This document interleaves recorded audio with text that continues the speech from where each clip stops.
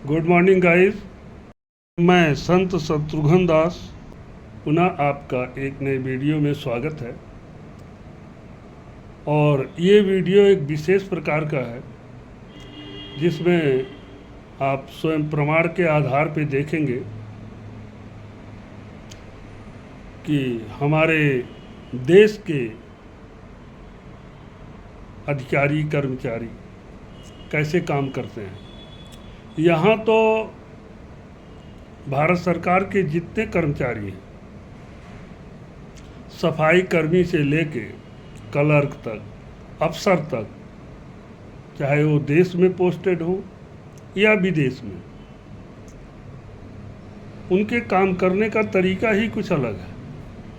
वो जनता के लिए नियुक्त किए गए हैं ये नहीं मानते। वो जनता के साथ ऐसा व्यवहार करते हैं जैसे वो जनता के मालिक हो, डिक्टेटर हो।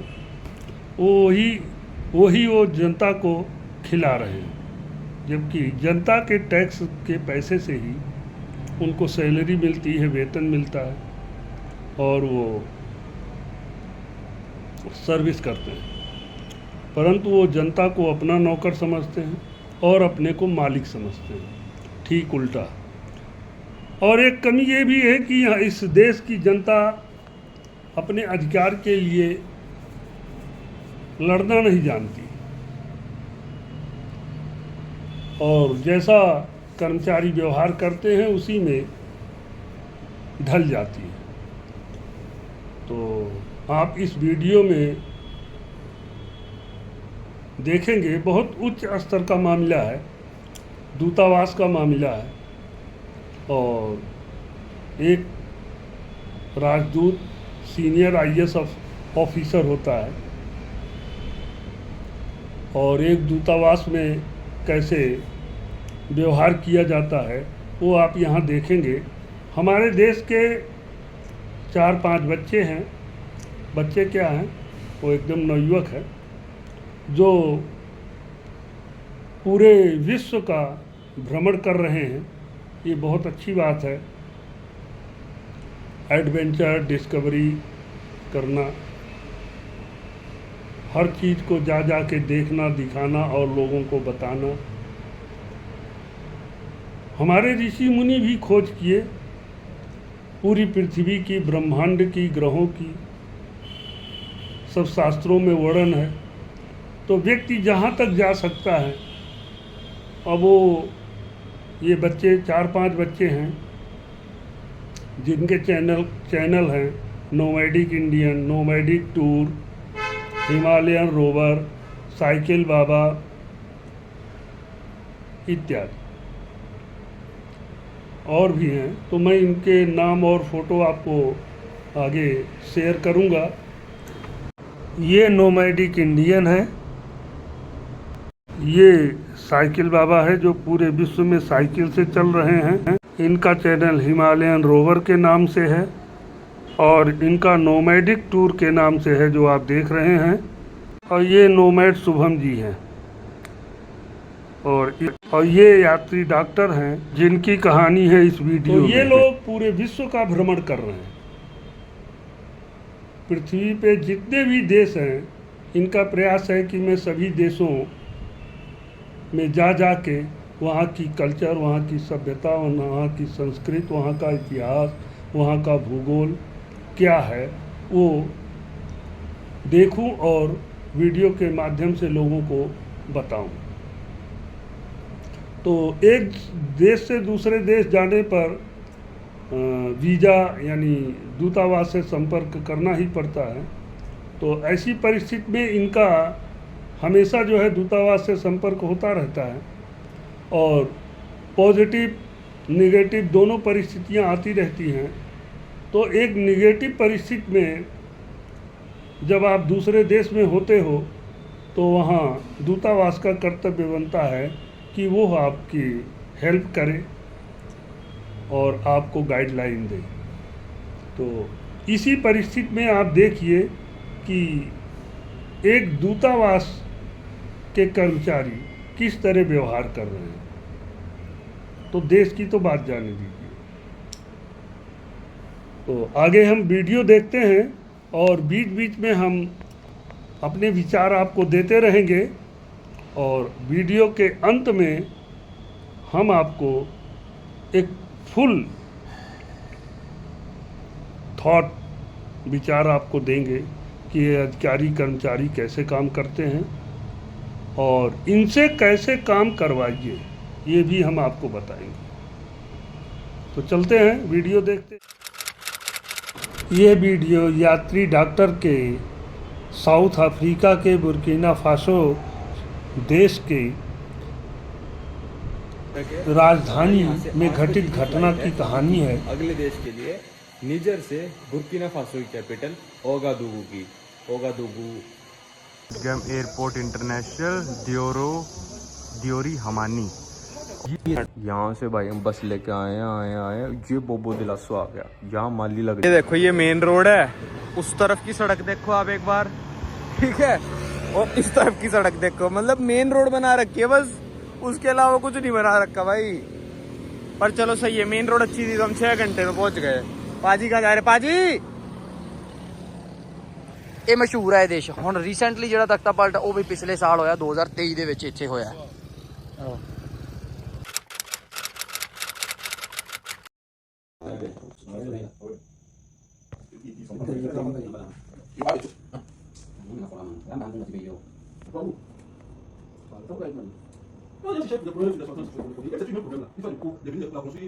अब आप लोग जानना चाहते होंगे कि इस रिकॉर्डिंग के बाद हमारे साथ क्या हुआ।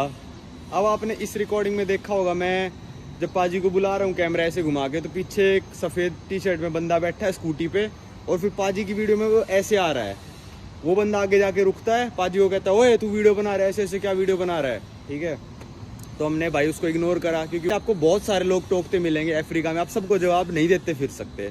अभी खैर मैं बैंकॉक पहुँच चुका हूँ, क्योंकि कल मेरा ग्रुप टूर है टोक्यो का, तो बैंकॉक रास्ते में पड़ रहा था। मैंने कहा यहाँ से चले जाएंगे, इंडिया जाने की बजाय मैं यहाँ पे आ गया था।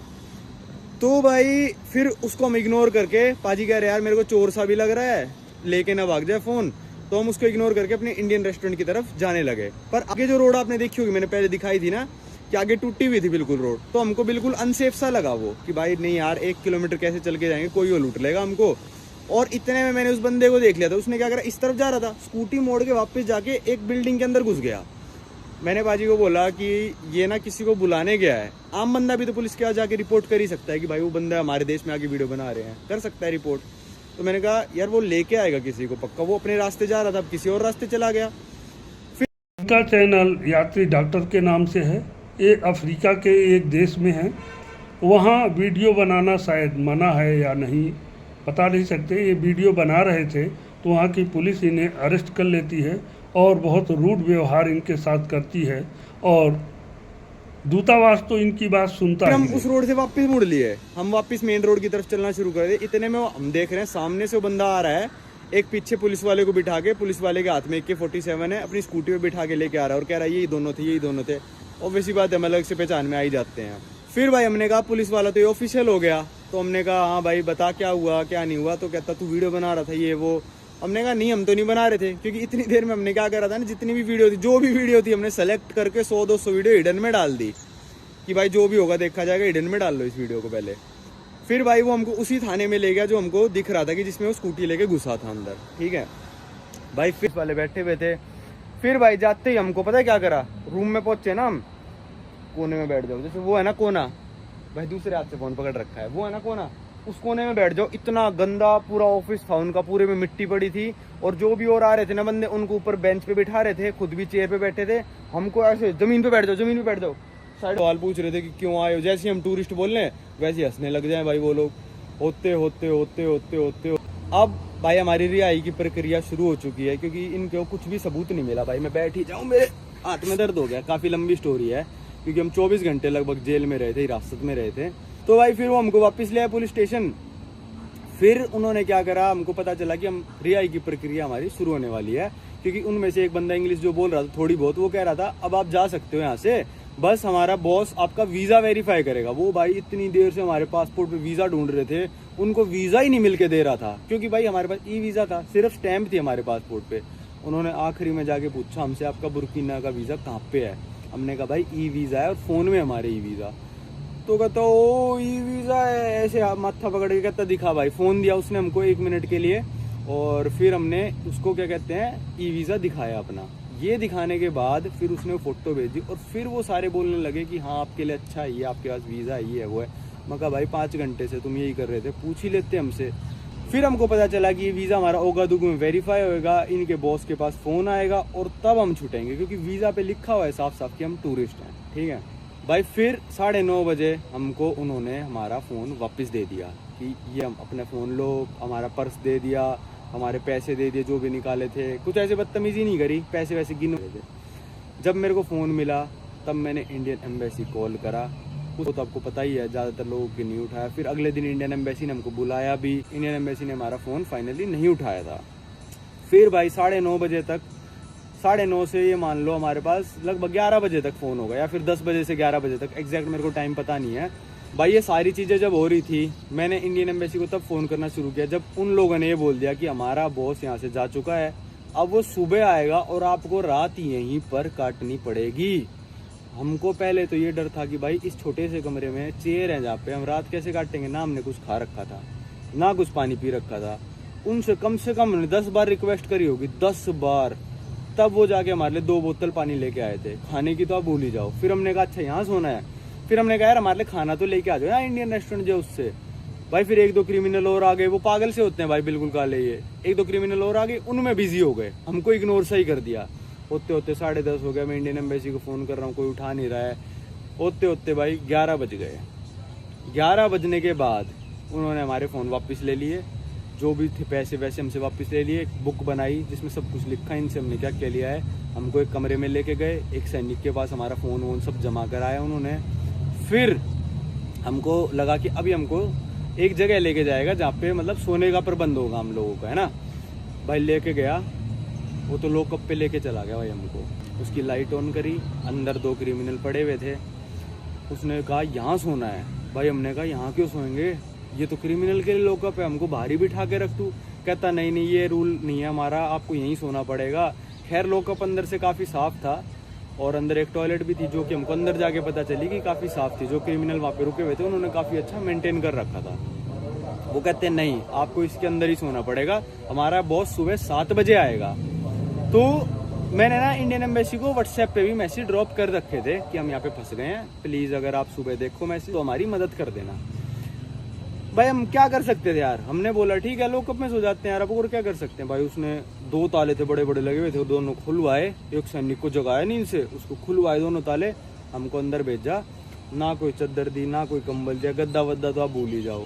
फर्श था जैसे ये फर्श है ऐसे फर्श था। तो जो अंदर 2 बंदे पड़े हुए थे पहले से, उनमें से एक बंदे ने हमको चद्दर दी और बोला कि इस चद्दर को बिछा लो और तुम दोनों इस पे सो जाओ। डबल बेड की चद्दर थी, हमने चद्दर बिछाई, 2 बोतल पानी की थी हमारे पास, वो हम लेके चले गए अंदर और हम उस पर सो गए। भाई हमने कहा अब क्या कर सकते हैं यार, जब सुबह होएगी अब तभी देख सकते हैं, अब तो ये कुछ हमारी सुनवाई करेंगे नहीं जब तक बॉस आएगा नहीं। भाई होते होते सुबह हो गई, सुबह के बज गए 7। हमारी आस जागी कि अब बॉस आएगा, वीज़ा तुरंत वेरीफाई होएगा एयरपोर्ट से और हम यहाँ से बाहर।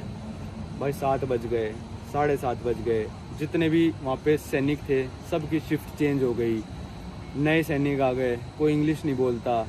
फिर 8 बजे के लगभग एक बंदा आया, हमारा नाम बोला, हमने कहा यस, और दोनों जो बंदे थे उनका नाम भी बोला और वो अटेंडेंस रजिस्टर पे अटेंडेंस लेके चला गया। हमारा भाई लॉकअप के रजिस्टर में नाम लिख रखा था उन लोगों ने, अटेंडेंस भी लेके चला गया वो बंदा। हमने कहा ये तो इन्होंने मामला ही गलत कर रखा है, हमारा कैसे अरेस्ट के नाम में लिख सकते हो तुम अटेंडेंस रजिस्टर पे, पर इनका लोग कौन समझाए भाई। तो होते मान लो 1 बज गया होगा, धूप हो गई, गर्मी हो रही है लॉकअप में, उन सबसे फर्क नहीं पड़ रहा। हमको ये था भाई निकलेंगे कब हम यहाँ से। फिर 1 बजे 2 बंदे वो वापिस आते हैं और 2-3 सैनिक आते हैं, ताला वाला खोलते हैं, कहते हैं अब आप जाने के लिए रेडी हो और आपकी सारी कार्रवाई हो गई है, हमने सब जांच पड़ताल जो करनी थी कर ली है। 1 बजे फिर हमको उस पहले वाले कमरे में लेके गए जहाँ पे कोने में हमको बिठा दिया था। कोने में तो हम बैठे रहे होंगे यार, ये मान लो उस रात में 3-4 घंटे हम कोने में बिल्कुल मुजरिमों की तरह बैठे थे। तो फिर उन्होंने लगभग 1:30 बजे करीब जब बाहर निकाला, 1:30 बजे करीब हमको फ़ोन दिया और फिर हमको 3-4 सैनिक पकड़ के उस मस्जिद पे छोड़ के आए कि अब आप यहाँ पे वीडियो बना सकते हो, अब कोई दिक्कत नहीं है। तो ये थी भाई कहानी। अब आपको इंडियन एम्बेसी का क्या हाथ रहा इस चीज़ में, और आप में से तो अभी हम ये मॉस्क विजिट करने आए थे बोबो दिलासो में, और एक पुराना गांव भी विजिट करने आए थे।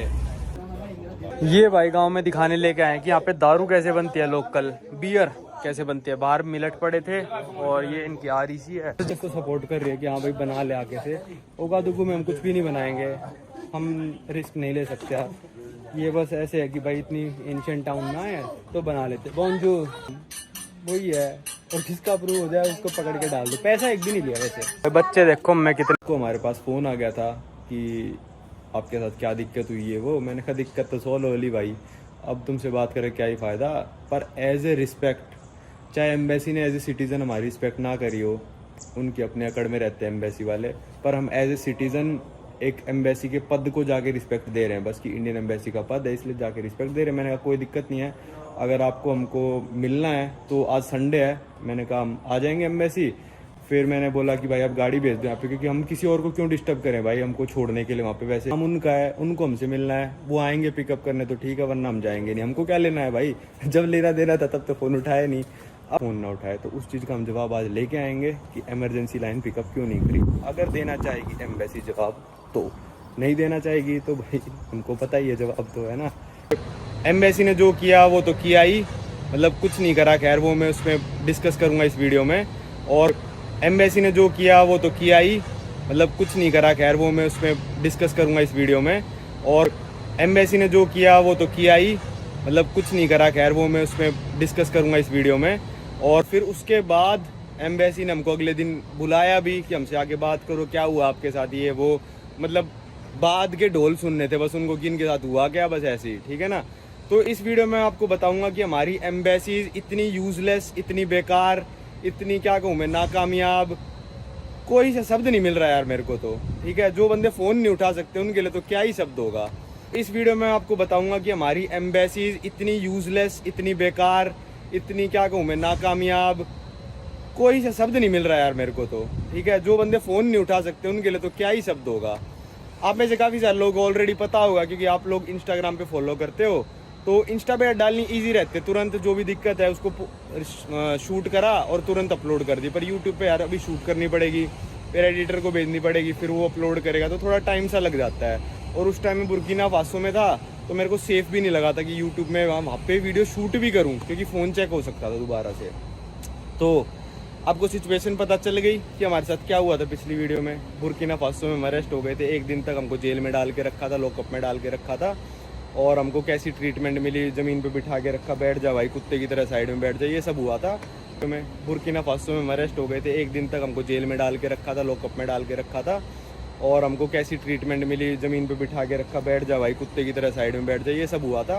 मैंने सोचा बता दूं यार इंडियन एम्बेसी इतनी यूजलेस क्यों है हमारी, इंडियन सारी एम्बेसीज, बुर्किना फासो की नहीं, सारी इंडियन एम्बेसीज। मैंने सोचा बता दूं यार इंडियन एम्बेसी इतनी यूजलेस क्यों है हमारी, इंडियन सारी एम्बेसीज, बुर्किना फासो की नहीं, सारी इंडियन एम्बेसीज।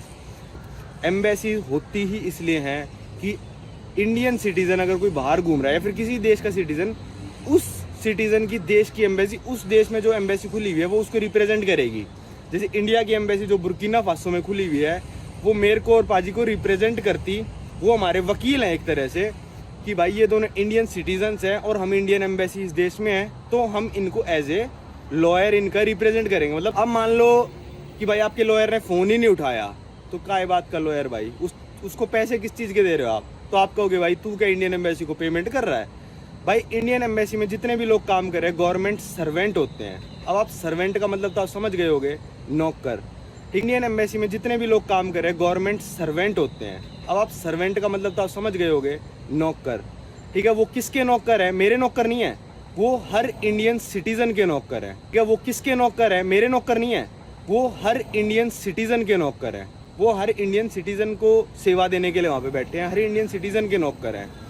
वो हर इंडियन सिटीजन को सेवा देने के लिए वहाँ पे बैठे हैं, हर इंडियन सिटीजन के नौकर हैं। तो जैसे पर प्राइम मिनिस्टर को कहते हैं प्रधान सेवक, वो सेवक है किसका, सारे इंडिया के सिटीजन्स का। तो जो भी एम्बेसी रिप्रेजेंट कर रहा है ना, वो उन सब के सेवक हैं जो बुर्किना फासो में इंडियन लोग रह रहे हैं। उनको कोई भी तकलीफ होगी तो वो एज ए लॉयर उनको रिप्रेजेंट करेंगे, ठीक है। तो अब सिचुएशन आपको ये पता चल गया पहले कि एम्बेसी होती क्या है। अब इसमें कोई डाउट नहीं होना चाहिए, एम्बेसी का ये काम होता है नहीं होता। एम्बेसी का काम वीज़ा इशू करना नहीं होता। सबसे पहली बात, वीज़ा इशू करना सबसे लीस्ट प्रायोरिटी जो होता है ना, ज़मीन के अंदर घुसा दो इस प्रायोरिटी को, वो होता है एम्बेसी का काम, वीज़ा इशू करना। ठीक है, सबसे ऊपर काम एम्बेसी का होता है कि अपने सिटीजन्स की उस देश में रक्षा करना, उनको कोई भी दिक्कत आ रही है वो सब करना। सबसे ऊपर काम एम्बेसी का होता है कि अपने सिटीजन्स की उस देश में रक्षा करना, उनको कोई भी दिक्कत आ रही है वो सब करना। इसका सिटीजन किसी इमरजेंसी सिचुएशन में है, उस सिटीजन की हेल्प करना, ये एम्बेसी का सबसे ऊपर प्रायोरिटी होता है। अगर सिटीजन किसी इमरजेंसी सिचुएशन में है, उस सिटीजन की हेल्प करना, ये एम्बेसी का सबसे ऊपर प्रायोरिटी होता है। और अपनी एम्बेसियों का तो स्लोगन पता है क्या, इंडियन एम्बेसियों का, कि पराए देश में अपना घर, कुछ ऐसा ही स्लोगन है इनका, कि दूसरे देशों में तुम्हारा घर। घंटे का घर है भाई, ठीक है जो फ़ोन नहीं उठाते। और अपनी एम्बेसियों का तो स्लोगन पता है क्या, इंडियन एम्बेसियों का, कि पराए देश में अपना घर, कुछ ऐसा ही स्लोगन है इनका, कि दूसरे देशों में तुम्हारा घर। घंटे का घर है भाई, ठीक है जो फ़ोन नहीं उठाते। घंटे का घर है भाई, ठीक है जो फ़ोन नहीं उठाते। अब आपको समझ में आ गया कि एम्बेसियाँ होती क्या है, इंडियन एम्बेसी का स्लोगन क्या है और उनकी प्रायोरिटी क्या होती है। बहुत लोगों को लगता है, मेरे को भी अभी तक लगता था कि एम्बेसियों का काम तो वीज़ा इशू करना होता है, क्योंकि हम ज़्यादातर जो फॉरेन की एम्बेसी इंडिया में है उनसे वीज़ा इशू कराते हैं। भाई उनका काम वीज़ा इशू करना बिल्कुल भी नहीं है। आपकी फाइल को ना साइड में पटक सकते हैं बिल्कुल, कि वीज़ा जाए बाढ़ में, हमारा सिटीजन दिक्कत में, पहले उस सिटीजन को छुड़वा के लाएंगे, वीज़ा प्रोसेस तो होते रहेंगे। ये तो दूसरे देश का सिटीजन है, इसको हम प्रायोरिटी क्यों दे, पहले हम अपने देश के सिटीजन को प्रायोरिटी देंगे। तो ये होता है एम्बेसीज का काम। अब आप समझ गए। अब हमारी सिचुएशन हुई थी भाई, जब उन्होंने जांच पड़ताल कर ली 4-5 घंटे के बाद, फिर हमको फ़ोन मिला जब मामला काफ़ी ज़्यादा कूल डाउन हो गया था कि हम छूटने वाले हैं। लगभग 9:30 के आसपास भाई हमको फ़ोन मिला था। फिर उसके बाद उन्होंने कहा अब आप जा सकते हो यहाँ से, लगभग हमारी प्रक्रिया पूरी हो गई है। पर 10 बजे उनका बॉस वहाँ से चला गया, तो उन्होंने बोला कि भाई अब आपको रात यहीं पर काटनी पड़ेगी। उस कमरे में बैठे बैठे वो लोग बोल रहे थे यहीं पर काटनी पड़ेगी, यहीं पर। ऐसा उन्होंने कुछ नहीं बोला कि आपको हम एक घर देंगे, मतलब घर कह रहा हूँ, कमरा देंगे जिसमें बेड होगा, ऐसा कुछ नहीं बोला। वो कह रहे थे यहीं पर काटनी पड़ेगी। फिर मेरे दिमाग में आया कि मैंने नवदीप पाजी से पूछा कि यार देखो इंडियन एम्बेसी कॉल करना है, क्योंकि वैसे तो इंडियन एम्बेसी किसी काम की होती नहीं। पर फिर मेरे दिमाग में आया कि मैंने नवदीप पाजी से पूछा कि यार देखो इंडियन एम्बेसी कॉल करना है, क्योंकि वैसे तो इंडियन एम्बेसी किसी काम की होती नहीं, पर हम कॉल कर देते हैं ताकि हमको खाने के लिए कुछ मिल जाए, पीने के लिए कुछ मिल जाए।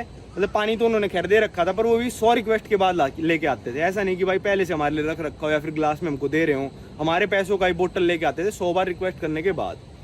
पैसों की कोई बात नहीं है। वैसे आपको कोई अरेस्ट करता है भाई, थाने में भी आप पानी मांगते तो थाने दे देता है पानी, पर ये लोग बिल्कुल मंदबुद्धि थे। और भाई हमको सोने के लिए गद्दा मिल जाए भाई, एक चद्दर सी दे दो जो हम ओढ़ के सो जाए भाई। फिर मैंने कहा चलो यार करके देख लेते, क्या पता इंडियन एम्बेसी सुधर गई हो या फिर मतलब कुछ चेंजेस आए हो। तो हमने इंडियन एम्बेसी की वेबसाइट पे गए, Indian embassy in Burkina Faso. Side में मैं स्क्रीनशॉट लगा रहा हूँ, स्क्रीन रिकॉर्डिंग लगा रहा हूँ, मैंने सब रिकॉर्ड कर लिया। उनका इमरजेंसी नंबर लिखा था नीचे और ऊपर लिखा था एक नॉर्मल नंबर। ठीक है, पहले मेरे से क्या हुआ, गलती से नॉर्मल नंबर पे फ़ोन मिल गया, और शायद दूसरी बार फ़ोन मिलाने पे मेरे कॉल रिकॉर्ड में जितना आ रखा है, मेरे को नहीं पता, मेरे कॉल रिकॉर्ड में जितना आ रखा है उस नंबर को 5 सेकंड के लिए किसी ने पिकअप भी किया था।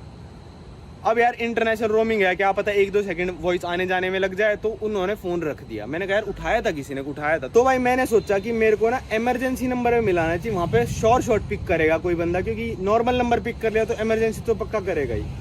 भाई मैं इमरजेंसी नंबर मिला रहा हूँ, आप साइड में स्क्रीनशॉट देख लो।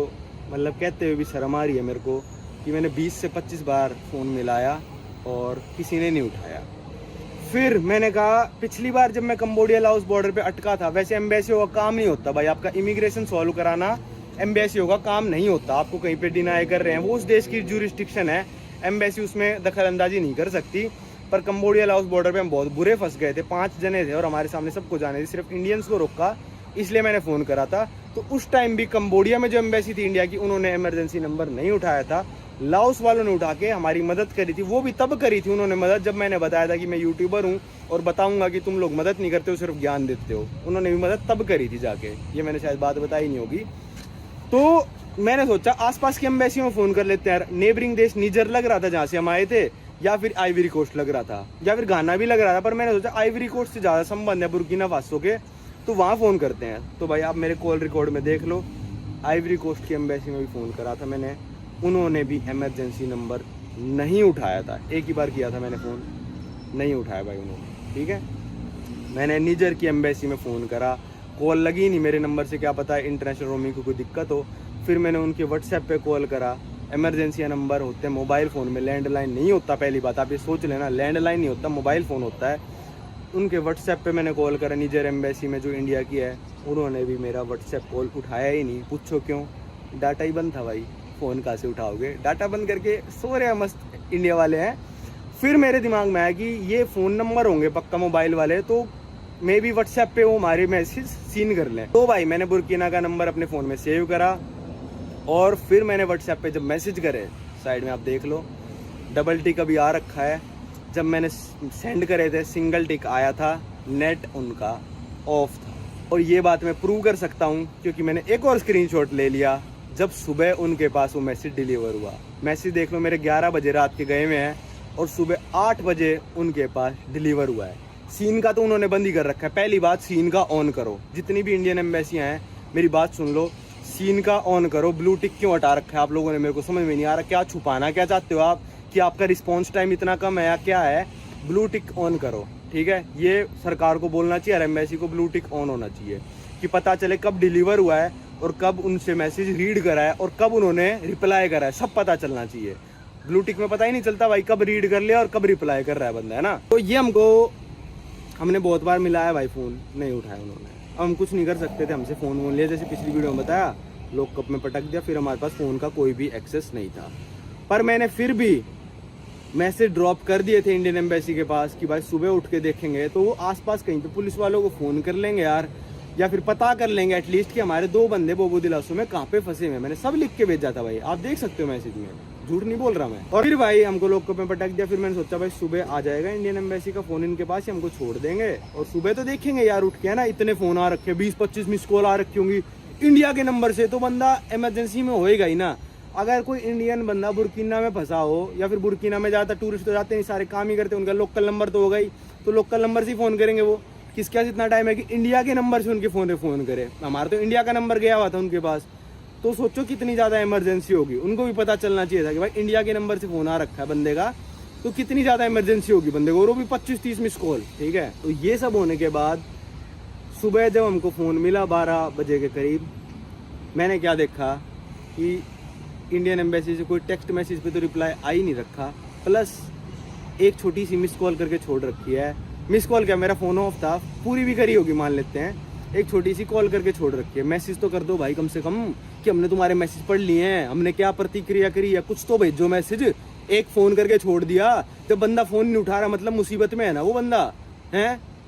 तुमने बस मैसेज रीड कर लिए और छोड़ दिया, और एक छोटा सा फ़ोन कर रहे, अरे मैसेज तो करो, हम कुछ कर रहे हैं नहीं कर रहे। जब मेरे पास फ़ोन आएगा कम से कम मैसेज पढ़ तो लूँगा कि इंडियन एम्बेसी ने कुछ किया है। मैसेज करके छोड़ दिए बस तुमने, वो सॉरी फ़ोन करके छोड़ दिया, मैसेज तो करो कि हमने पढ़ लिया है, क्या मुसीबत है, कुछ तो करो। ये सब होने के बाद हम दोनों को पता था, नवदीप पाजी को भी, मेरे को भी पता था इंडियन एम्बेसी बिल्कुल यूजलेस है। उसके ये सब होने के बाद हम दोनों को पता था, नवदीप पाजी को भी, मेरे को भी पता था इंडियन एम्बेसी बिल्कुल यूजलेस है। उसके बाद तो हम खुद ही छूट गए थे भाई, ठीक है। इतने में बात तो हम खुद ही छूट गए थे भाई, ठीक है। इतने में बात तो हम खुद ही छूट गए थे भाई, ठीक है। इतने में मैं आपको बताता हूँ एक आम बंदा आपकी कितनी मदद कर सकता है और इंडियन एम्बेसी कितनी यूजलेस है। हमको भाई एक पाजी मिले थे, यादविंदर पाजी, हमारे सब्सक्राइबर थे। अब आने वाली वीडियो में देखोगे चैड देश में मिले थे वो, तो बुर्किना फासो में 20 सालों से आ रहे थे। तो उन्होंने कहा था कोई भी मदद चाहिए बुर्किना फासो में प्लीज़ मेरे को मैसेज करना, मैं जितना हो सकेगा करूँगा मैं। भाई हमने पाजी ने, नवदीप पाजी ने उनको भी मैसेज ड्रॉप कर दिया। मैं भी स्क्रीनशॉट मंगा लूंगा पाजी से, उनको भी मैसेज ड्रॉप कर दिया, मेरे पास है नहीं स्क्रीनशॉट, उनको मैसेज ड्रॉप कर दिया, मुसीबत में है प्लीज़ पुलिस वालों में कॉन्टैक्ट करो अगर आपका कोई है तो। भाई उन्होंने कमिश्नर ऑफ पुलिस तक फ़ोन कर दिया ओगादुगु में, और कमिश्नर को सारी बात भी बता दी। उन्होंने हमको एक कॉन्टैक्ट नंबर भी भेज दिया, पर उनको नहीं पता था भाई कि हमारे पास फ़ोन है ही नहीं, उनको नहीं पता। उनकी मिस कॉल देखो कितनी आ रखी है नवदीप पाजी के फ़ोन पे, और इंडियन एम्बेसी की मिस कॉल देखो यार आप कितनी आ रखी, कितने मैसेज आ रखे हैं। यादविंदर पाजी के आप मैसेज देखो, नवदीप पाजी के फ़ोन पे, मेरे फ़ोन पे कितने मैसेज, कितने मिस कॉल आ रखे हैं। एक आम बंदा आपके लिए कितनी टेंशन ले सकता है, वो नॉर्मल सब्सक्राइबर थे हमारे, और एक इंडियन एम्बेसी जो हमारे पैसों का, टैक्स का तनख्वाह लेने लग रहे हैं, वो कितनी केयर कर सकते हैं हमारे लिए। एक आम बंदा आपके लिए कितनी टेंशन ले सकता है, वो नॉर्मल सब्सक्राइबर थे हमारे, और एक इंडियन एम्बेसी जो हमारे पैसों का टैक्स का तनख्वाह लेने लग रहे हैं, वो कितनी केयर कर सकते हैं हमारे लिए।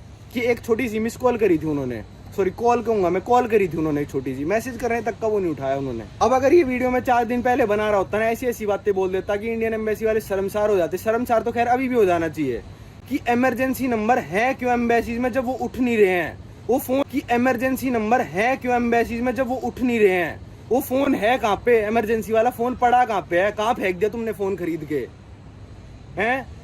रिचार्ज करा रहे हो हमारे टैक्स पेयर के पैसों पे, अरे रिचार्ज कराने के पैसे नहीं है तो मेरे से मांग लो भाई, मैं तुमको एक इंडिया का नंबर खरीद के देता हूँ, उसमें इंटरनेशनल रोमिंग डाल के देता हूँ यार। 15,000 रुपए की आते पूरे साल की इंटरनेशनल रोमिंग, 1,000 रुपये महीना भी नहीं होता। नहीं बस की तो बताओ ना, मैं खरीद के देता हूँ तुमको एक एयरटेल का नंबर, 15,000 में रिचार्ज मैं करा के दूंगा। और इंडियन एम्बेसी मेरे को ऑफिशियल मेल कर दे कि हम कैपेबल नहीं है और सरकार कैपेबल नहीं है, मैं रिचार्ज करा के दूंगा और नंबर। अरे रिचार्ज कराने के पैसे नहीं है तो मेरे से मांग लो भाई, मैं तुमको एक इंडिया का नंबर खरीद के देता हूँ, उसमें इंटरनेशनल रोमिंग डाल के देता हूँ यार। 15,000 रुपए की आते पूरे साल की इंटरनेशनल रोमिंग, 1,000 रुपये महीना भी नहीं होता। नहीं बस की तो बताओ ना, मैं खरीद के देता हूँ तुमको एक एयरटेल का नंबर, 15,000 में रिचार्ज मैं करा के दूंगा। और इंडियन एम्बेसी मेरे को ऑफिशियल मेल कर दे कि हम कैपेबल नहीं है और सरकार कैपेबल नहीं है, मैं रिचार्ज करा के दूंगा और नंबर। और मेरे पास मेल आया और मैंने रिचार्ज नहीं करा के दिया भाई, मैं चैनल डिलीट कर दूंगा अपना।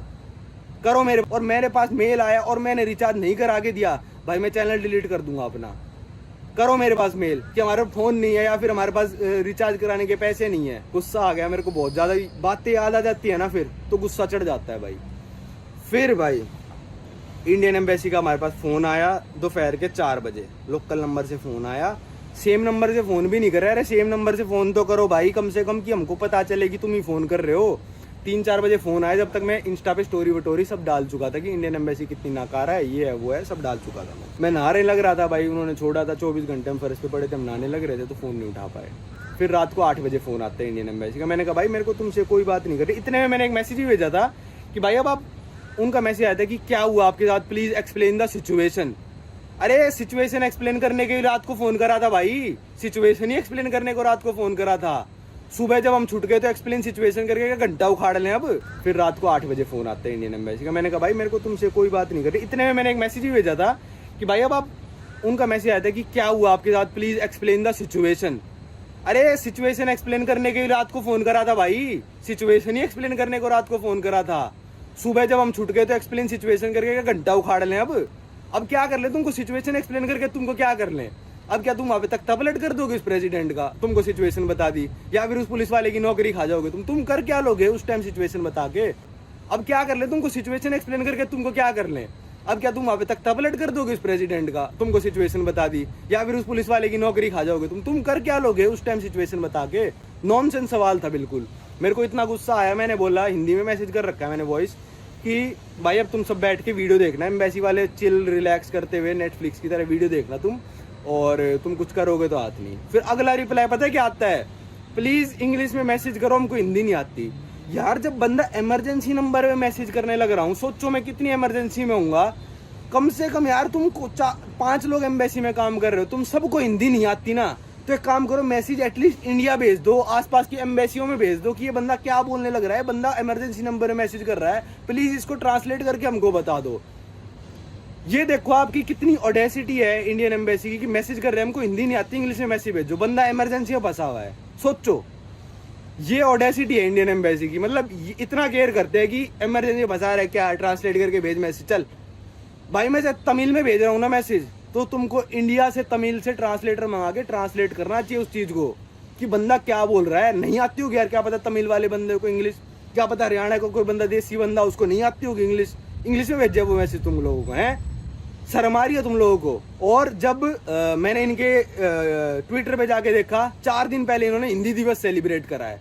क्यों सेलिब्रेट करा है मैं बताऊं, टैक्स पेयर के पैसों से, अपने पैसों से 1 रुपया खर्च ना करें ये लोग, टैक्स पेयर के पैसों से हिंदी दिवस सेलिब्रेट करें। अरे बंद करो हिंदी दिवस वगैरह सेलिब्रेट करना जब हिंदी नहीं आती तो अरे बंद करो हिंदी दिवस वगैरह सेलिब्रेट करना जब हिंदी नहीं आती तो उनसे रात को बात हुई बस में।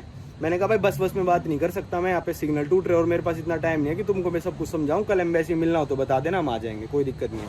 हम एज ए रिस्पेक्ट एम्बेसी में जाने को तैयार थे, एज ए सिर्फ रिस्पेक्ट, कोई हमको उनको समझाना नहीं था, कोई कुछ नहीं करना था, क्योंकि हमको पता है समझने वाले हैं नहीं, सिर्फ एज ए रिस्पेक्ट एम्बेसी की हम एम्बेसी में जाना चाहते थे। कि उनका पूछ के आए कि इमरजेंसी नंबर क्यों नहीं उठा, क्योंकि आप लोगों को भी रिप्लाई देना चाहिए ना यार इन लोगों को।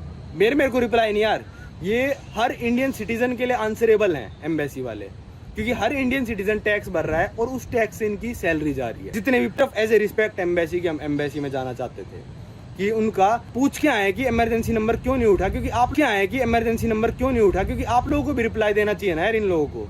मेरे को रिप्लाई नहीं यार, ये हर इंडियन सिटीजन के लिए आंसरेबल हैं एम्बेसी वाले, कि हर इंडियन सिटीजन के लिए आंसरेबल हैं एम्बेसी वाले, क्योंकि हर इंडियन सिटीजन टैक्स भर रहा है और उस टैक्स से इनकी सैलरी जा रही है। जितने भी, क्योंकि हर इंडियन सिटीजन टैक्स भर रहा है और उस टैक्स से इनकी सैलरी जा रही है। जितने भी पर्क्स मिल रहे हैं इंडिया की एम्बेसी में, यहाँ पे जो इंडियन एम्बेसी ने घर रेंट कर रखा उसका किराया, इनको गाड़ियाँ दे रखी हैं वो खरीद के, वो सब गाड़ियाँ जो सेलिब्रेशन करते हैं वो सब, इंडिया आने जाने की टिकट इनकी कौन स्पॉन्सर कर रहा है? इंडिया की सरकार कर रही है। और सरकार के पैसे कहाँ से आ रहे हैं?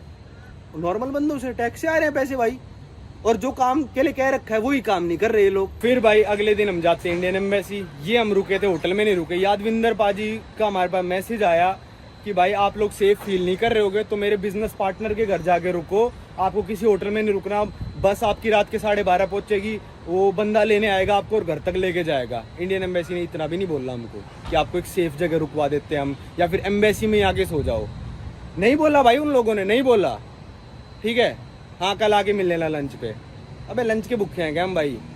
कम से कम तुम ये कहते नहीं भाई आप जहाँ पे आ रहे हो, बस स्टैंड पे जहाँ पे भी आ रहे हो आप, हम आपको लेने आएंगे, इंडियन एम्बेसी की प्रोटेक्शन में आप रहोगे, आपके साथ ये हुआ है। नहीं, ये सब तो बहुत दूर दूर की बातें हैं, छोड़ो ये सब बातें। अगले दिन भाई हमको जाना था, पर यादविंदर पाजी के जो फ्रेंड थे वो यार हमको रात को लेने भी आए। अब मैं उनसे कह देता एम्बेसी छोड़ के आओ, ड्राइवर के साथ हमको छुड़वा भी देते, पर मेरा गुस्सा इतना आ रखा था, मैंने आगे मैसेज कर दिया भाई वो बंदा अवेलेबल नहीं है। भाई मैं किसी को क्यों परेशान करूँ, तुमको कम से कम खुद ही कह देना चाहिए यार हम लेने आएंगे आप लोगों को। मैंने कह दिया तुम ही लेने आओ वरना हम नहीं आ रहे एम्बेसी। फिर वो आगे लेने भाई। फिर मेरे दिमाग में जो था, सच बताऊँ, मेरे दिमाग में ये था कि एम्बेसी का जो पूरा स्टाफ है ना, वो मेरी वीडियो में आके बस ये बोल दे कि हमसे गलती हुई है, वी आर वेरी सॉरी, हमने हर इंडियन सिटीजन को लेट डाउन करा है, आपको तो खासकर लेट डाउन करा है, और ये दोबारा नहीं होएगा, हमसे गलती हो गई और हम इस चीज़ को इम्प्रूव करेंगे। इतनी सी बात वो वीडियो में आके कह देते ना, बहुत बड़ी चीज़ हो जाती। पर उन्होंने एम्बेसी जाती क्या बोला, सबसे पहली चीज़ फ़ोन वोन है तो आप बाहर रख दो। इस फ़ोन वोन वाली बात पे भी आऊँगा मैं, फ़ोन वोन है तो बाहर रख दो। उनको लग रहा होगा भाई हम कोई रिकॉर्डिंग करेंगे अब और इनकी सारी बातें बाहर चली जाएंगी।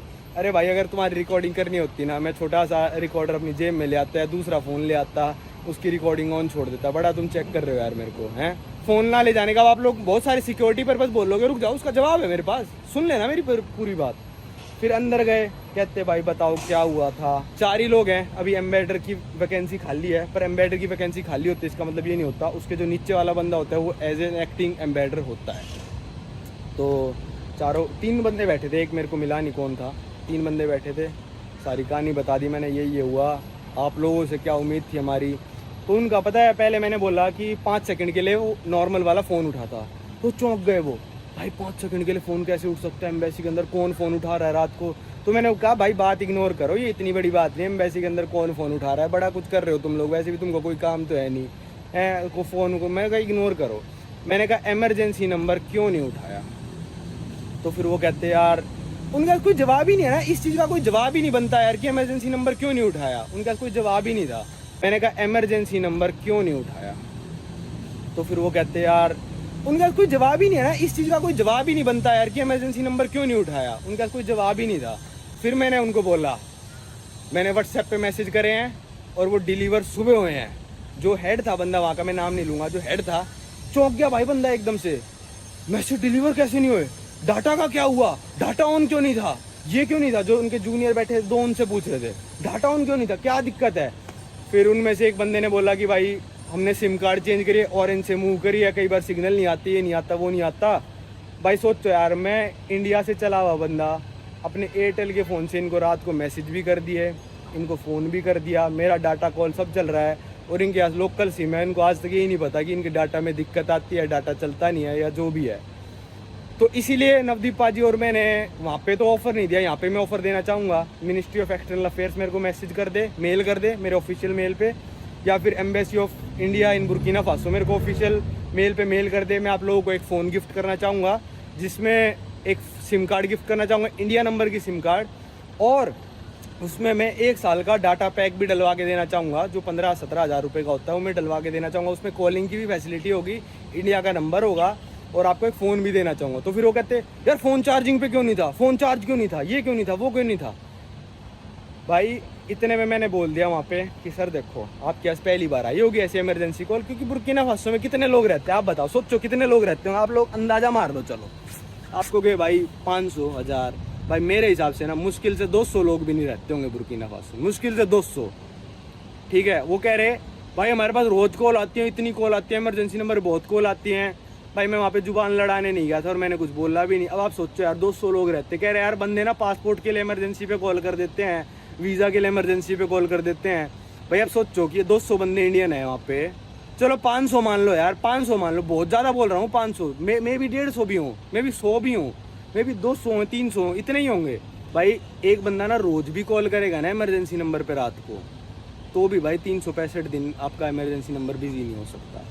और ये कोई बहाना नहीं है इमरजेंसी नंबर ऑफ रखने का कि भाई लोग रात को फ़ोन कर देते हैं पासपोर्ट के लिए, ये कोई बहाना है। मतलब ये मान लो कि भाई जितने भी इंडियन लोग रह रहे हैं वो सारे इमरजेंसी नंबर पे भी कॉल करेंगे ना रोज़, तब भी 365 दिन आपका फ़ोन बिजी नहीं रहेगा। और आप सोच रहे हो कि वीज़ा के लिए इमरजेंसी नंबर पे फ़ोन, भाई मैंने आज तक कितने वीज़ा अप्लाई करे होंगे, मेरी हिम्मत नहीं पड़ती एम्बेसी को फ़ोन करने की, क्योंकि मेरे को पता है रिप्लाई कुछ आना ही नहीं, बस वो यही बोलेंगे अरे कर रहे हैं आपका वीज़ा इन प्रोसेस है। और इमरजेंसी नंबर पे फ़ोन कर दूँ मैं वीज़ा के लिए रात के 2 बजे, आप कर सकते हो क्या, आप में है इतनी हिम्मत। तो ये भी उन्होंने मुंह पे ही झूठ बोल दिया कि भाई इतने फ़ोन आते हैं हमारे पास, ये आता है वो आता है। मैं तो चाहूँगा कि इंडियन एम्बेसी अगर इतना ही फ़ोन आता है तो प्लीज़ इमरजेंसी नंबर का कॉल रिकॉर्ड आप निकलवा के सब बंदों के सामने प्रस्तुत करें कि कितनी कॉल्स आती हैं और आप कितनी कॉल्स उठाते हो, ये भी प्रस्तुत करें प्लीज़, ठीक है ना। और ये सिर्फ बुर्किना फासो की एम्बेसी को नहीं कह रहा मैं, आइवरी कोस्ट में भी यही हाल था, निजर का भी यही हाल था, कंबोडिया का भी यही हाल था, यहाँ तक कि अब आते हैं मेन टॉपिक पे। ठीक है, ये तो इन्होंने, इनके पास कोई भी जवाब नहीं था, बस हमसे सॉरी मांग ली पर्सनली सॉरी क्यों मांग रहे हो भाई, मैं आपकी सॉरी लेने, मैंने बोल दिया वहाँ पे मैं आपकी सॉरी का क्या करूँगा भाई, मैं आपकी सॉरी लेने थोड़ी ना आया हूँ। आप पूरे इंडियन सिटीजन्स को सॉरी बोलो, आप एक ऑफिशियल लेटर निकालो कि embassy of India in Burkina Faso is very sorry कि हम इमरजेंसी नंबर उठाने में कामयाब नहीं हो पाए। आप पूरे इंडियन सिटीजन्स को सॉरी बोलो, आप एक ऑफिशियल लेटर निकालो कि embassy of India in Burkina Faso is very sorry कि हम इमरजेंसी नंबर उठाने में कामयाब नहीं हो पाए। या आप लेटर निकालो, वीडियो में बोल देते मेरे, पर आपने क्या करा, फ़ोन बाहर रखवा लिया। अब आते हैं भाई कि इंडियन एम्बेसी किस प्रकार काम करती है और क्या क्या काम करती है ना। भाई मेरे दोस्त ने बताया इंडियन एम्बेसीज में होती है कई सारी बड़ी एम्बेसीज में बॉलीवुड नाइट, मतलब ये ऑर्केस्ट्रा बुलाते हैं झुंझुना और ये बॉलीवुड नाइट सेलिब्रेट करते हैं। उसमें जितने भी आसपास के एम्बेसियों के जिनके दोस्त होते हैं उनको बुलाते हैं, बॉलीवुड नाइट पे नाच गाना करते हैं, खाना पीना खाते हैं। किसके, टैक्स पेयर के पैसों का। कोई ये आपको क्या लग रहा है एम्बेडर अपने पैसों से खर्च कर रहा है बॉलीवुड नाइट वगैरह, टैक्स पेयर के पैसों पे वहाँ पे बॉलीवुड नाइट फंक्शन होता है, डिक्चिक डिक्चिक डिक्चिक डिक्चिक ऑर्केस्ट्रा बजाते हैं ये लोग। और उस बॉलीवुड नाइट में फ़ोन ले जाना अलाउड होता है, और सिर्फ ऑफिशियल्स को नहीं, हर बंदे को अलाउड होता है। मेरा दोस्त खुद लेके गया था फ़ोन अंदर, ठीक है, कोई नहीं रोकता। तो सिक्योरिटी रीज़न काटा मार दो ऐसे कच, ठीक है, कोई सिक्योरिटी रीज़न वाली बात नहीं थी। उनको बस लग रहा था कि हम कोई ऑडियो रिकॉर्ड कर लेंगे इनकी और वो हम पब्लिश कर देंगे, क्योंकि बातें तो बहुत सारी हुई थी जो कि मैं थोड़ी बातें बताऊंगा भी नहीं। उन्होंने बोला था कि हमको कोट मत करना, पर वो वाली बातें जिनमें उन्होंने बोला कि हमको मतलब कोट कर लेना, तो बता देता हूँ मैं। फिर भाई Indian embassy in Burkina Faso को इंडिया की सरकार ने पता है कौन सी गाड़ी दे रखी है, एक तो सेडान थी और एक थी लैंड क्रूजर पराडो भाई पराडो। 1.5 करोड़ की गाड़ी दे रखी है तुमने, अरे क्यों दे रखी है यार। Indian embassy in Burkina Faso को इंडिया की सरकार ने पता है कौन सी गाड़ी दे रखी है, एक तो सेडान थी और एक थी लैंड क्रूजर पराडो भाई पराडो। 1.5 करोड़ की गाड़ी दे रखी है तुमने, अरे क्यों दे रखी है यार। अल्टो दो, स्विफ्ट दो, इतनी महंगी गाड़ी क्यों दे रखी है तुम लोगों ने। हर एम्बेसी में किसी में मर्सिडीज है, किसी में पराडो है, किसी में लैंड क्रूजर है, किसी में कोई गाड़ी है महंगी 1.5 करोड़ की गाड़ियां दे रखी हैं इंडिया की सरकार ने और फोन ही उठा नहीं पा रहे हैं। 1.5 करोड़ की गाड़ियां दे रखी हैं इंडिया की सरकार ने और फोन ही उठा नहीं पा रहे हैं। इतनी महंगी गाड़ियां दे रखी है इंडिया की सरकार ने एम्बेसियों को। एम्बेडर के लिए, सेक्रेटरी के लिए गाड़ियाँ, अलग अलग गाड़ियाँ। कई एम्बेसियों में 10-10, 15-15 गाड़ी होंगी जो बड़ी वाली होंगी। और इस छोटी सी एम्बेसी में जहाँ 4 लोग काम करते हैं, उसमें भाई 2 गाड़ियाँ, उनमें से एक लैंड क्रूजर पराडो। क्यों? अरे आप अब लोग कहोगे कि भाई सिक्योरिटी की बहुत नीड है। अरे गोली तो पराडो में से भी आर पार हो जाएगी जिसको मारनी होगी। और एम्बेसी नंबर की गाड़ी होती है, कोई पुलिस वाला वैसे ही नहीं रुकवाता गाड़ी को। अब मैं आपको बता देता हूँ, जो कह रहे हो ना आप खतरा होगा, सीरिया का जो एम्बेडर है ना इंडिया में, परमवीर ने उसको खुद अपनी आंखों से देखा स्कूटर पे आते हुए एम्बेसी नंबर प्लेट के साथ। सीरिया का जो एम्बेडर है ना इंडिया में, परमवीर ने उसको खुद अपनी आंखों से देखा स्कूटर पे आते हुए एम्बेसी नंबर प्लेट के साथ। तो गाड़ी चाहे भाई स्कॉर्पियो से भी काम चल जाएगा, स्विफ्ट से भी चल जाएगा, पर इंडिया की सरकार के आ रखा है पैसा भाई। इतना पैसा है कि पराडो दे रहे हैं, लैंड क्रूजर दे रहे हैं, मर्सिडीज दे रहे हैं, और फोन ही उठा नहीं पा रहे हैं। फिर इंडियन बंदों को कैसे ट्रीट करते हैं? कुत्तों की तरह ही है, फोन उठा नहीं पा रहे हैं। और एक इंडियन बंदों को कैसे ट्रीट करते हैं? कुत्तों की तरह ही है, फोन उठा नहीं पा रहे हैं। और एक और बात मैं बताता हूँ, क्या पता चली मेरे को, ये बात तो सुन के आप हैरान हो जाओगे भाई बिल्कुल। उन लोगों ने पता क्या बोला मेरे को कि ये वाला जो नंबर है ना इमरजेंसी, मैंने कहा यार ये तो इमरजेंसी नंबर तो इंडियन बंदे के पास होना चाहिए। कहते नहीं, ये इमरजेंसी नंबर इंडियन बंदे के पास नहीं होता, यहाँ के लोकल बंदे के पास होता है। अबे क्या बात कर दी भाई यार, तुमने क्या बात कर दी यार, ये क्या बात होती है? आप सुन के हैरान नहीं हो ये बात?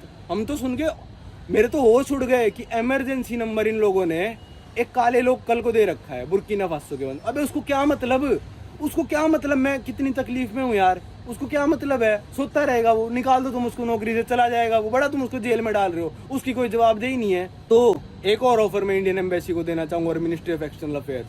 अगर आप बंदा अफोर्ड नहीं कर सकते हो इंडियन, मैं और पाजी Indian embassy in Burkina Faso के लिए एक बंदा अपॉइंट करके देना चाहेंगे। उसकी पूरी की पूरी सैलरी हम देंगे। फ़ोन का तो मैं ऑफ़र दे चुका हूँ, जब तक मेरा यूट्यूब चल रहा है भाई मैं उसकी सैलरी दूंगा पूरी। जितना भी सैलरी लेगा वो बंदा, इंडिया में इतनी बेरोजगारी है भाई, 25-30-20 हज़ार रुपये में बंदा बहुत ईजीली आ जाएगा। ठीक है, अब बंदा भी अरेंज करना मेरा काम है, पर उस बंदे को ना फिर ये मत करना, क्योंकि आपको पता ही है क्या होता है। इंस्पेक्टर होगा वो सिपाही से गया, अबे जा छोले लेके आ, अबे जा समोसे लेके आ, जा चाउमीन लेके आ, तो चाय लेके आ। एम्बेडर ये ना करे उस बंदे के साथ, जब तक उसका काम होगा सिर्फ रात को जाग के इमरजेंसी नंबर पिकअप करना। तो एक और ऑफर मैं इंडियन एम्बेसी को देना चाहूँगा और मिनिस्ट्री ऑफ एक्सटर्नल अफेयर्स। अगर आप बंदा अफोर्ड नहीं कर सकते हो इंडियन, मैं और पाजी Indian embassy in Burkina Faso के लिए एक बंदा अपॉइंट करके देना चाहेंगे। उसकी पूरी की पूरी सैलरी हम देंगे। फ़ोन का तो मैं ऑफ़र दे चुका हूँ, जब तक मेरा यूट्यूब चल रहा है भाई मैं उसकी सैलरी दूंगा पूरी। जितना भी सैलरी लेगा वो बंदा, इंडिया में इतनी बेरोजगारी है भाई, 25-30-20 हज़ार रुपये में बंदा बहुत ईजीली आ जाएगा। ठीक है, अब बंदा भी अरेंज करना मेरा काम है, पर उस बंदे को ना फिर ये मत करना, क्योंकि आपको पता ही है क्या होता है। इंस्पेक्टर होगा वो सिपाही से गया, अबे जा छोले लेके आ, अबे जा समोसे लेके आ, जा चाउमीन लेके आ, तो चाय लेके आ। एम्बेडर ये ना करे उस बंदे के साथ, जब तक उसका काम होगा सिर्फ रात को जाग के इमरजेंसी नंबर पिकअप करना, चौकीदार की तरह। अरे चौकीदार यार इंडिया में 8-10 हज़ार रुपये में काम करते हैं, यहाँ पे साल में 4 इमरजेंसी कॉल नहीं आती होंगी बुर्किना फासो में, और तुमसे 4 फ़ोन नहीं उठ रहे। ऑफ करके सो रखे हैं भाई बंदे, फ़ोन को डाटा ऑफ करके साइलेंट करके सोने लग रहे हैं। सोचो भाई। और आपको लग रहा होगा छोटी बात है, आपको बहुत छोटी बात लग रही होगी, मेरे को पता है बहुत सारे आएंगे, अबे क्या हो गया तो, अबे क्या हो गया तो। ये सिर्फ एम्बेसीज की बात नहीं है ना, ये हमारे सरकारी दफ्तरों की भी तो यही बात है। सिर्फ एम्बेसीज की बात नहीं है ना, ये हमारे सरकारी दफ्तरों की भी तो यही बात है। हमारी आदत हो चुकी है कि अब सवाल ना उठाना, सवाल ना पूछना, चाटुकारिता करनी। मैंने ये भी देखा है बहुत सारे यूट्यूबर, सबसे पहले जैसे मैं थाईलैंड आ गया ना, सबसे पहले embassy of India in Thailand पहुंच जाएंगे, वहाँ के एम्बेडर के साथ फोटो खिंचवा लेंगे। अबे क्यों चाटुकारिता कर रहे हो? उनकी काम धंधा है नहीं। मैं 137 कंट्री में आज तक नहीं गया एम्बेसी में किसी एम्बेडर से मिलने। पूछो क्यों नहीं गया? क्योंकि भाई मेरे अलावा उनका और भी काम है। मैं क्या कर रहा हूँ, मैं तो घूम ही रहा हूँ। बड़ा मैंने कोई कद्दू में तीर मार दिया घूम के, जो एम्बेडर मेरे से मिलेगा। बहुत सारे यूट्यूबर हैं भाई, जाके एम्बेसी के दरवाजे पे खड़े हो जाते हैं कि भाई हम इंडिया से ट्रैवलर आया, हमारे साथ फोटो खिंचाओ। अबे क्या मतलब है? क्यों जा रहे हो? क्यों उनके भाव बढ़ा रहे हो? क्यों चाटुकारिता कर रहे हो? और तो और मैंने ये भी सुना है कई सारे इंडियन ट्रैवल ब्लॉगर इस पार्ट ऑफ अफ्रीका में आए हैं। इनमें से एक देश, जो मैं अभी आपको वीडियो डालूंगा, 6 में से एक देश है जिसमें वो एम्बेसी के पास गया। उसने बोला मेरे पास पैसे वैसे की कमी है, जो भी है। एम्बेसी ने उसको एक 7-8 हज़ार रुपये पर दिन का 3-4 दिनों के लिए होटल करा के दिया। कहाँ से आ रहे हैं भाई पैसे? एम्बेसी का कौन सा स्टाफ पैसे देने लग रहा है मेरे को बताना? कौन सा स्टाफ पैसे स्पॉन्सर कर रहा है उसका होटल, मेरे को बताना। एम्बेसी के पैसे, टैक्स पेयर के पैसे किसी भी ट्रैवलर पे लुटाओगे तुम लोग, फोन तुमसे उठता नहीं है। तो आप लोगों को लग रहा होगा भाई कि क्या जवाब दिया इंडियन एम्बेसी ने? उनके पास कोई जवाब नहीं था, नो जवाब। माफ़ी मांगी, हमसे मांग ली पर्सनल कमरे में बिठा के एक, कि हम बहुत शर्मिंदा है, माफ़ कर दो हमको। इंडियन सिटीजन से माफ़ी मांगी? बिल्कुल नहीं मांगी, क्योंकि उनको पता है अरे क्या हो गया, बुर्किना फासो कौन आएगा घूमने, अब डाटा ऑफ करो, सो जाओ। और आपको लग रहा होगा ना नवांकुर मजाक में बोल रहा है कि फ़ोन दे देगा, बंदा रख देगा। मैं रख दूंगा भाई, मेरे पास एक ऑफिशियल मेल आ जाए और मैं ना रखूँ ना बंदा ऑफिशियल मेल आने के बाद, मैं बोल रहा हूँ इंडियन एम्बेसी मेरे को एक्सपोज करे कि हमने इसको मेल कर चुके हैं, और अपने ट्विटर पे डाल ले कि हमने इसको मेल करा, इस बंदे का रिप्लाई नहीं आया, मैं रिप्लाई करूंगा, बंदा रखूंगा मैं, और मैं उसकी सैलरी पे करूंगा। अगर हमारी मिनिस्ट्री ऑफ एक्सटर्नल अफेयर्स, अपना विश्व गुरु देश, एक सैलरी देने में नाकामयाब है, देन लेट मी नो। एक एम्बेसी को तो मैं सपोर्ट कर ही सकता हूँ, सारी एम्बेसी को तो नहीं कर सकता मैं, पर मैं अपने दोस्तों से, शुभम से, दीपांशु से, परमवीर से पूछूंगा, और वो भी एक एक एम्बेसी को अडॉप्ट करना चाहेंगे इस इमरजेंसी वाली सिचुएशन में, तो वो भी एक एक बंदा रख देंगे, हमको कोई दिक्कत नहीं है। हम ट्रैवल ब्लॉगर्स होने के नाते इतना कर सकते हैं आम बंदे के लिए, ताकि आज के बाद कोई बंदा ना फंसे। अब बहुत सारी चीज़ें होंगी यार जो इन वीडियो में बतानी रह गई होगी। एम्बेसी ऑर्केस्ट्रा नाइट चला रही है, बॉलीवुड नाइट चला रही है, हिंदी दिवस मना रही है, रिपब्लिक डे मना रही है, इंडिपेंडेंस डे मना रही है, उस पर खर्चा जो कर रहा है सारे टैक्स पेयर दे रहे हैं। आपको क्या लग रहा है एम्बेडर खर्चा करने लग रहा है? एम्बेसी का स्टाफ खर्चा कर रहा है? अरे कद्दू, 1 रुपया नहीं खर्च करते ये लोग। तो ये था भाई इंडियन एम्बेसी की प्रतिक्रिया। और आप लोगों में से बहुत सारे लोगों को ये लग रहा होगा कि बहुत छोटी बात है ये, कि इमरजेंसी नंबर नहीं उठाया, हमने अपने पेरेंट्स से पहले एम्बेसी को फ़ोन करा। अब आप सोचो आप किसी इमरजेंसी में फंसे हो, आपके पेरेंट्स फ़ोन नहीं उठाएंगे तो कौन उठाएगा भाई आपका फ़ोन? एक पराये देश में इंडियन एम्बेसी होती है, एम्बेसी होती है। और मैं आपको बता दूं ये मैं नहीं बोलूँगा किसने बोला, पर एक बंदे ने हमको बोला ये बात, मैं नहीं बताऊँगा किसने बोली, कि अगर आप किसी इमरजेंसी सिचुएशन में फंस जाओ ना, तो आप होप करो। क्या होप करो बताऊँ मैं? कि आपके साथ एक अमेरिकन सिटीज़न हो। अमेरिकन बंदे अपने बंदे को यूँ निकलवा लेते हैं, ये बात मेरे को बोल ली। अब मैं ये बताऊँगा नहीं किसने बोल ली। प्लस बहुत सारे इंडियंस हमको जो इन देशों में मिले, उन्होंने पता है क्या बात बोली? चाइना का अगर कोई बंदा उठा लेती है ना, कोई भी सरकार, क्यों मतलब कोई देश का पुलिस वाला उठा लेता है, चाइना में कितनी आबादी है इंडिया जितनी है ना, चाइना की एम्बेसी पूरी काफिला लेके वहाँ पे पहुँच जाती है और कहती है भाई हमारे बंदे को क्यों अरेस्ट करा है, हमको रीज़न चाहिए और हम इसके लॉयर हैं, हम इसका केस लड़ेंगे, हमसे बात करो, इससे कोई बात करने की जरूरत नहीं है तुमको। कि अगर आप किसी इमरजेंसी सिचुएशन में फंस जाओ ना, तो आप होप करो। क्या होप करो बताऊँ मैं? कि आपके साथ एक अमेरिकन सिटीज़न हो। अमेरिकन बंदे अपने बंदे को यूँ निकलवा लेते हैं, ये बात मेरे को बोल ली। अब मैं ये बताऊँगा नहीं किसने बोल ली। प्लस बहुत सारे इंडियंस हमको जो इन देशों में मिले, उन्होंने पता है क्या बात बोली? चाइना का अगर कोई बंदा उठा लेती है ना, कोई भी सरकार, क्यों मतलब कोई देश का पुलिस वाला उठा लेता है, चाइना में कितनी आबादी है इंडिया जितनी है ना, चाइना की एम्बेसी पूरी काफिला लेके वहाँ पे पहुँच जाती है और कहती है भाई हमारे बंदे को क्यों अरेस्ट करा है, हमको रीज़न चाहिए और हम इसके लॉयर हैं, हम इसका केस लड़ेंगे, हमसे बात करो, इससे कोई बात करने की जरूरत नहीं है तुमको। और इंडियन एम्बेसी क्या करती है? विश्वगुरु है ना, चौथी नंबर पे जीडीपी है ना हमारी, अरे घंटे की जीडीपी है। मैं तो समझा के मर गया कि नहीं है जीडीपी हमारी भाई, वो जीडीपी पर कैपिटा देखा करो, नहीं है हमारी जीडीपी, नहीं है विश्वगुरु हम भाई। फोन नहीं उठ पा रहा यार, क्योंकि नहीं है विश्वगुरु हम भाई, फोन नहीं उठ पा रहा यार, क्योंकि एम्बेसी के ऑफिशियल्स किसी को जवाब दे ही नहीं यार। उन लोगों की किसी को जवाब दे ना दे उनकी मर्जी है। देख लो इतना बड़ा हो गया ये मुद्दा, जवाब आया उनका? कुछ नहीं आया, नो जवाब येट। पर आखिरी में मैं यही बोलना चाहूँगा, मेरे हेटर हो चाहे लवर हो, आप लोग लवर्स ने तो भाई जितने भी मतलब बंदे सपोर्ट करते हैं और मेरी बात उनको सही लगती है, ट्विटर पे भाई 2-2,500 रीट्वीट्स करवा दिए उन्होंने। प्लस जो हेटर है यार, आप लोगों के लिए भी है ये, आप लोगों के लिए भी तो कर रहा हूँ मैं। कोई उनके फ़ोन पे लिखा थोड़ी ना आएगा कि यार कि ये सरकार का सपोर्टर फ़ोन कर रहा है हमको, या सरकार का नॉन सपोर्टर फ़ोन कर रहा है, हिंदू फ़ोन कर रहा है, मुस्लिम फ़ोन कर रहा है, सिख फ़ोन कर रहा है। उनके फ़ोन पे तो एक नंबर आएगा ना भाई। आप उनको सपोर्ट करोगे, आज कल आप उनको इमरजेंसी में कहीं पे थाईलैंड में आके फंस गए यार, आपको लगा थाईलैंड में तो क्यों फंसेंगे, फंस सकते हो भाई यहाँ पे भी आप। कतर में नहीं फंस गए यार इंडियन बंदे। अगर आप उनको फ़ोन करोगे, उनके ऐसे एक नंबर लिखा जाएगा, ना आपकी जाति, ना धर्म, ना आपका पॉलिटिकल स्टैंड, क्या बीजेपी के हो या कांग्रेस के हो या फिर आम आदमी पार्टी के हो या सपा के हो, बीएसपी के हो, जितने भी हैं ना, उनके फ़ोन पे कुछ नहीं लिखा आने वाला। उनके फ़ोन पे जस्ट एक नंबर डिस्प्ले होएगा इमरजेंसी फ़ोन पे कि फ़ोन आने लग रहा है। अब वो उठाए ना उठाए उनकी बारी है। और हाँ, सुनो एक बात और रह गई, जितनी बात याद आती जा रही है बता रहा हूँ। मेरे दोस्त ने एक एम्बेसी को मैसेज करा था ब्राज़ीलिया में एम्बेसी को मैसेज करा था इमरजेंसी नंबर पे। खैर उसकी इमरजेंसी थी नहीं, ठीक है, रात को मैसेज करा था और उनका डिलीवरी सुबह हुआ था। तो सारी एम्बेसियाँ डाटा ऑफ करके सोती हैं, फ़ोन साइलेंट करके सोती हैं और मस्त सो रही हैं टैक्स पेयर का पैसा खा के। मस्त लैंड क्रूज़र पराडो फराडो में घूमने लग रहे हैं ये।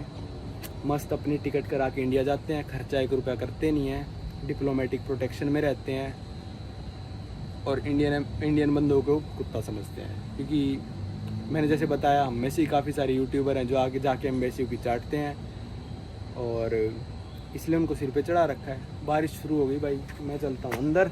ये थी इंडियन एम्बेसी की प्रतिक्रिया। अगर आपको अभी भी गुस्सा हो तो भाई कमेंट करके ज़रूर बताना।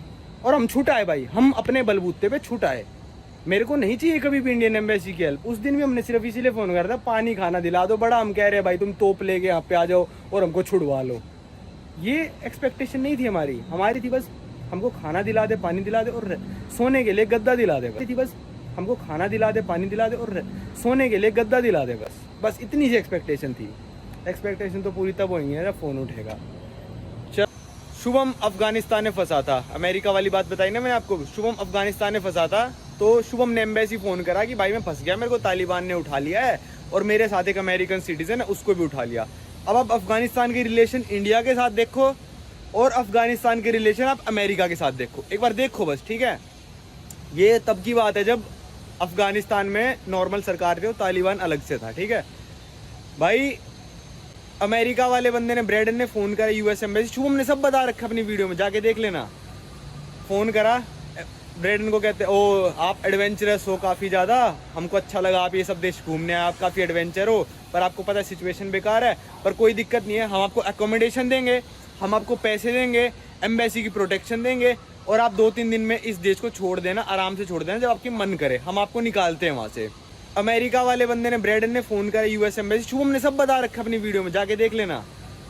फ़ोन करा ब्रेडन को, कहते ओ आप एडवेंचरस हो काफ़ी ज़्यादा, हमको अच्छा लगा आप ये सब देश घूमने आए, आप काफ़ी एडवेंचर हो, पर आपको पता है सिचुएशन बेकार है, पर कोई दिक्कत नहीं है, हम आपको एकोमोडेशन देंगे, हम आपको पैसे देंगे, एम्बेसी की प्रोटेक्शन देंगे और आप 2-3 दिन में इस देश को छोड़ देना, आराम से छोड़ देना, जब आपकी मन करे हम आपको निकालते हैं वहाँ से।